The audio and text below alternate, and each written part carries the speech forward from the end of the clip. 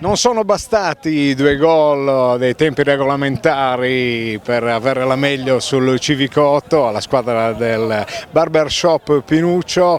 Parliamo con il bomber per eccellenza, Andrea Usai. Comunque gran bella partita.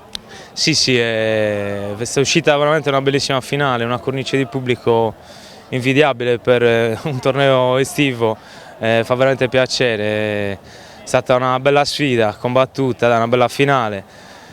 Contro tutti amici, siamo tutti amici, ci ritroviamo anche d'estate contro.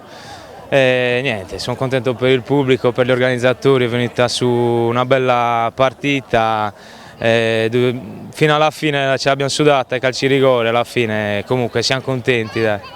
Non riuscite a staccare la spina, insomma voi che amate il calcio, che ci vivete, ci lavorate per tutta una stagione e ancora qualche settimana, poi nuovamente in campo, Andrea. Sì, sì, dai, una ventina di giorni più o meno e si ricomincia. Come hai detto tu, per noi è una sorta di passione, oltre che chi lavora e tutto quanto, però non riusciamo a staccare, anche il periodo estivo, le vacanze, è più forte di noi, non riusciamo a stare fermi, stiamo sempre dietro una palla, ci divertiamo e niente, è giusto, siamo contenti, finché riusciamo, finché c'è fiato, corriamo dietro la palla. Grazie bomber. Grazie a te.